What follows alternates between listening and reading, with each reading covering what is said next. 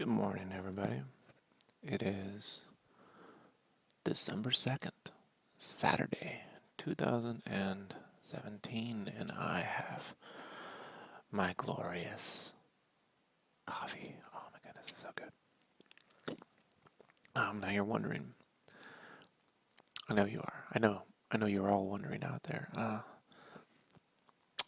how can Rob be so calm in the morning and so ramped up around midnight?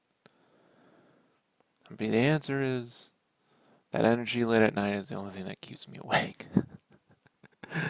Like, how do you stay up till 1 a.m. every day, you know? So it's actually less coffee towards the back end of the day and more in the front. Coffee actually chills me out. I can relax and think. So moving right along, I've been watching this anime uh, called Made in Abyss, and first off, I just want to say I love it. It's a fantastic anime, and it's based off a manga, obviously. And it's about a young girl and this humanoid robot, and they descend into this giant hole in the ground called the Abyss in search of her mother. And there are many reasons why I really love this anime, but let me just start with the first thing. One of the things that has always inspired me as an artist, just creatively, is when a story can relax itself into its own world. The first time I really recognized this was when I saw the first Star Wars movie. You may know it as A New Hope, Episode 4, but it was just called Star Wars when I was a kid. And there's that scene where Luke walks outside and looks at the twin suns, and the music's playing, and he's just, yeah, contemplating life. And it's a small scene, but it slows the movie down just a little bit. Get the character relaxing into the world and thinking. And there's something about that I've just always loved in a story. The next time I remember it happening was, I mean, in the realm of fantasy and stuff. I mean, not till I saw Nausicaa, the Nausicaa anime. I want to say 87, 88, around there. And it's all in Japanese. I didn't know what the fuck was going on, but the music and the world with the spores, the miasma, whatever they called it, just flying around in this glider around the clouds, you know. And Made in Abyss, like, it has that in spades. It has that. This entire environment of the Abyss is one part Nausicaa with this beautiful landscape of nature that will destroy you in 2 seconds if you're not too careful. Beautiful and dangerous.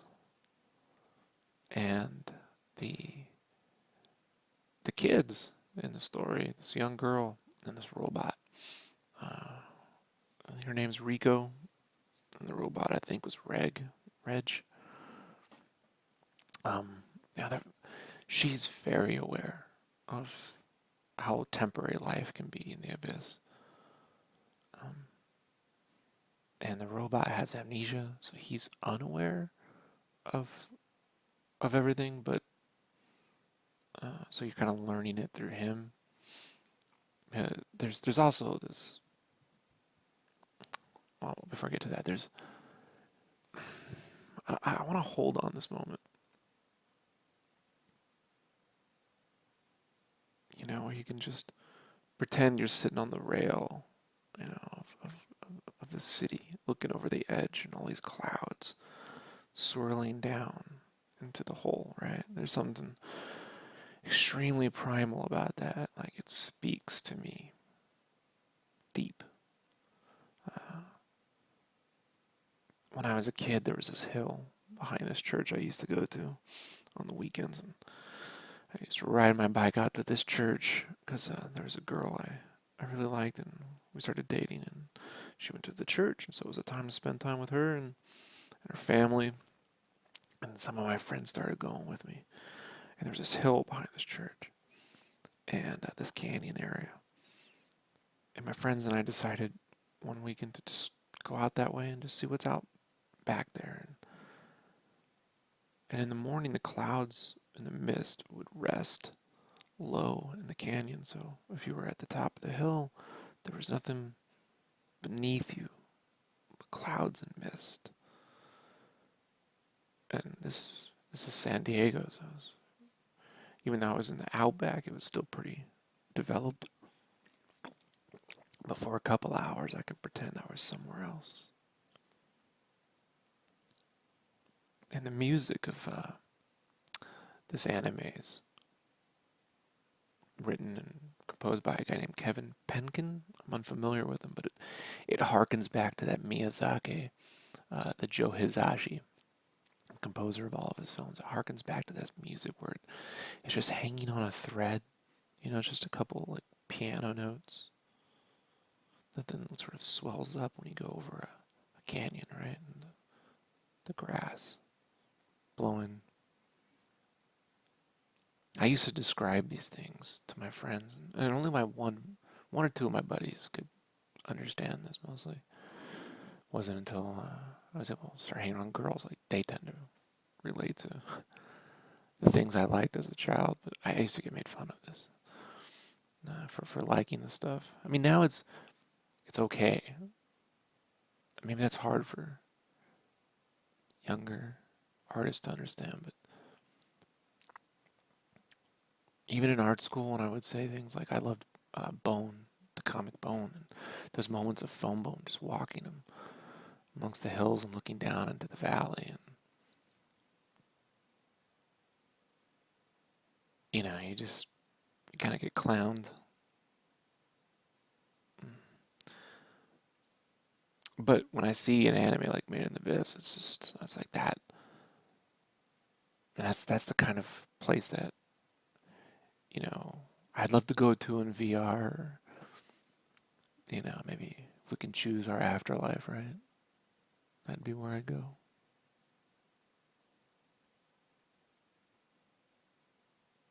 Hmm. You know, I like to close my eyes and imagine being in these places. The world is painted, the backgrounds are gorgeous, stunning. The color of wood and the benches, they have little chips and nicks, and they have little purples and these reddish tans in the wood. And the stones are multicolored. They're like purpley orange. You can see these little hints of green.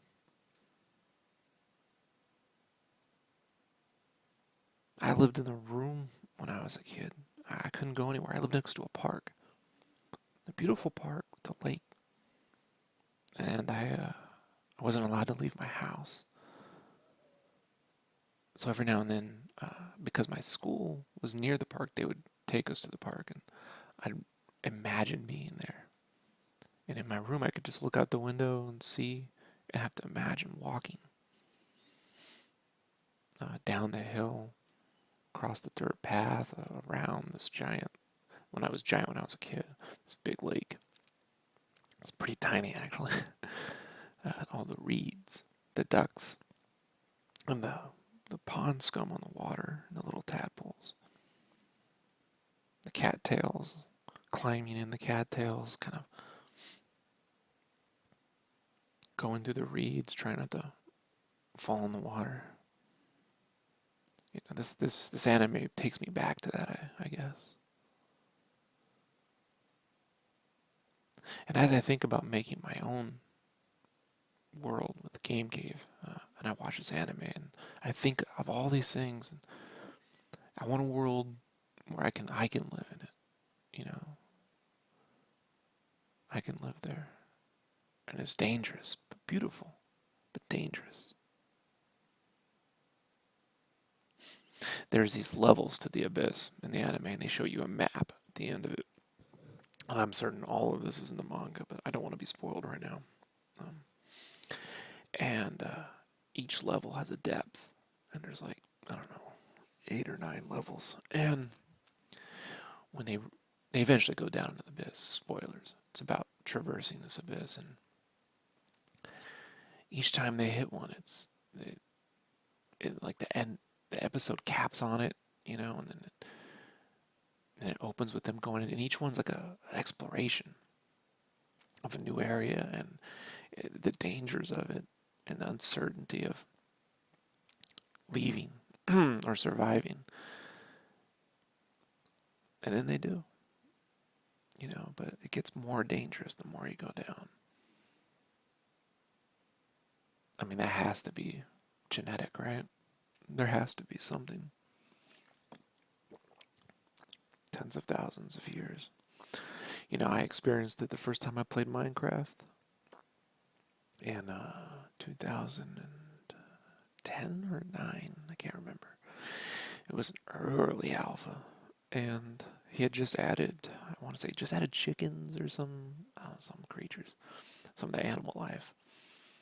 I remember just, you start digging, and when you find that first like hole, you're like, whoa, what's in there? And kind of venture in with your little torch, and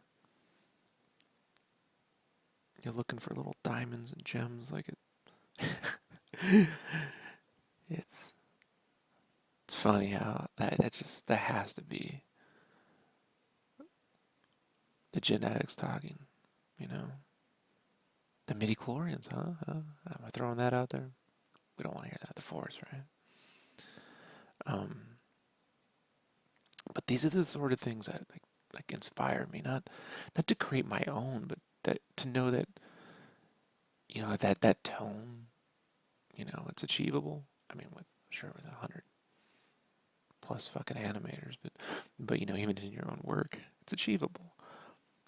I didn't see it in a comic until I started reading Bone.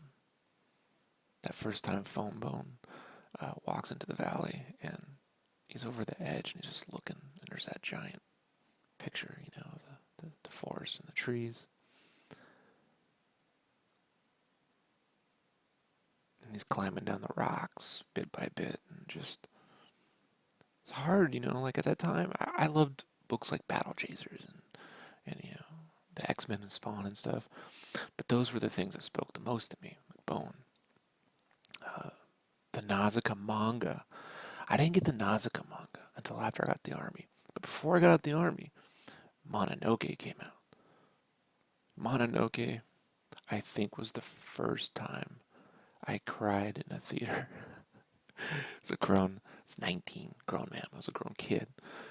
I was 19, I'm in the army, you know, and I hadn't, I bawled once calling my mom because my mom was nice to me. I called her on the phone when I was in basic, and I was doing fine. I enjoyed basic, but my mom said she was proud of me. It was the first time my mom had given me a compliment in, I don't know, 10 years.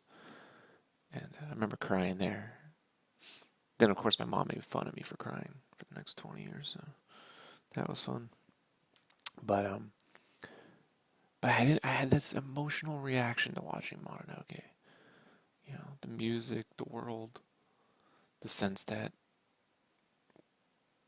whatever you accomplish will likely end up in death, but that wasn't the point, like there's something that speaks to me.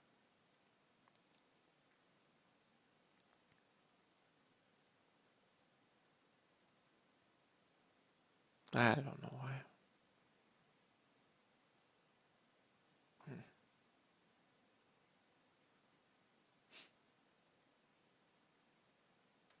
But this anime, I'm not done yet. It's 13 episodes.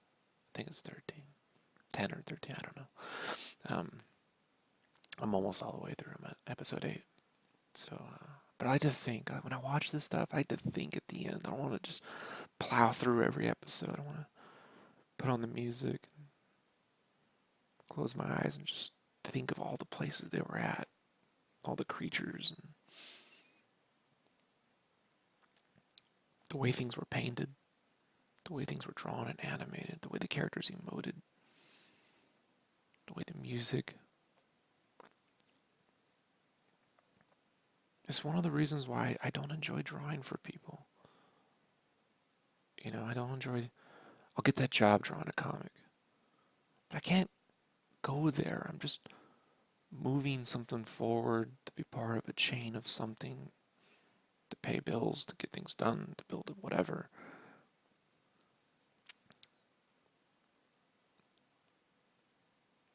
I don't feel like I could live in that universe in my head, like the Marvel universe. Yeah, I don't know.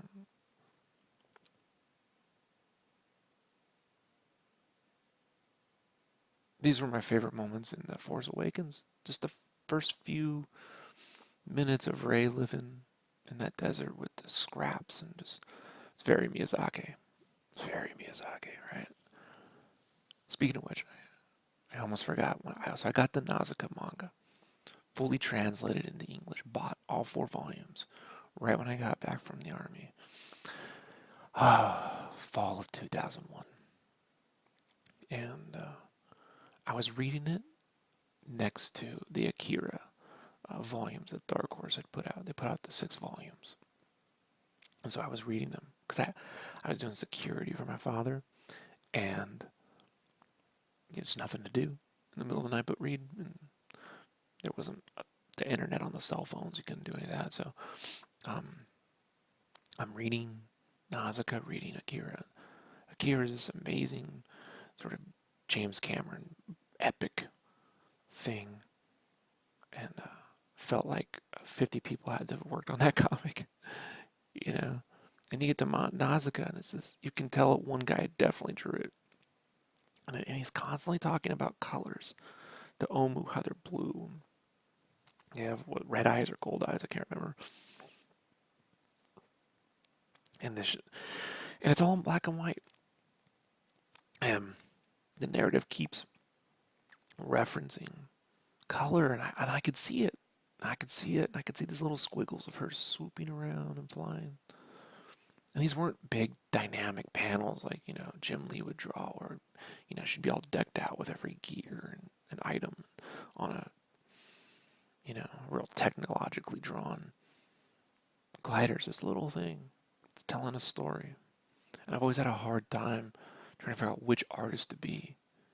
That one that's drawing these little squiggles telling stories, or the artist that's drawing lots of details, and making every image count. The image comics versus the storyboarding animation, image comics versus storyboard.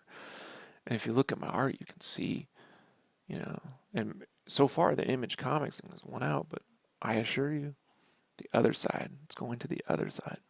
And then I'm going to have to find a balance over the next few years. A balance of like where to make that work, but I don't know.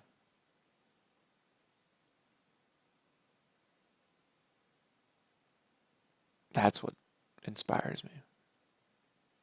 That's what inspires me to tell publishers no. You know, that's what inspires me to not put up a Patreon right now for that, because I can't have anyone guiding me through the initial phase of this. Like, I need to set it up, let everyone know what it is, and then bring people. Like, okay, help support if you want, but to have people there, like, telling me it should be this or that. That's why it's taken so long, because I don't. There's no example. I can't just copy something and recreate it. I have to feel it here and experience it there and write it down and then check it, stop it, read the story, read the notes, look at my sketches, close my eyes, go to the world. And is this the world that I'm experiencing? And then when I write it down, I was like, is this what I thought it was going to be? Will people be able to appreciate? That's the part I have to put away. I have to look at it and say, is this the thing I always wanted to go to. Is this, am I doing the idea of it justice?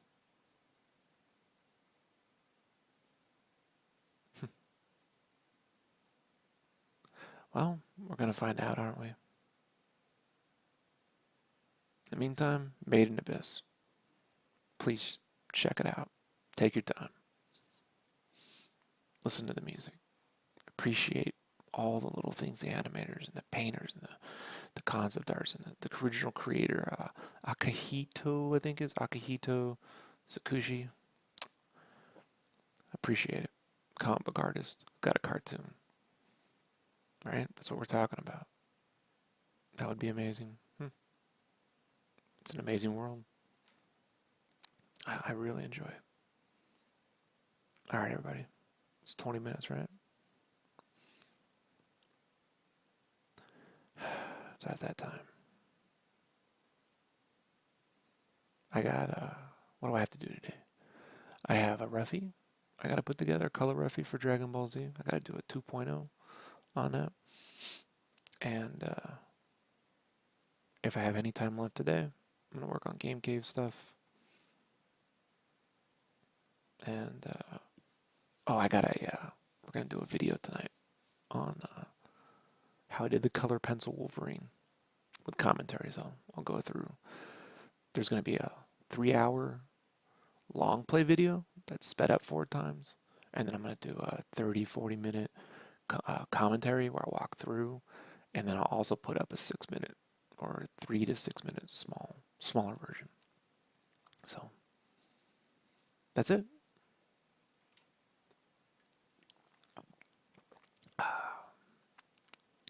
All right. Good morning, everybody. Let's get to work.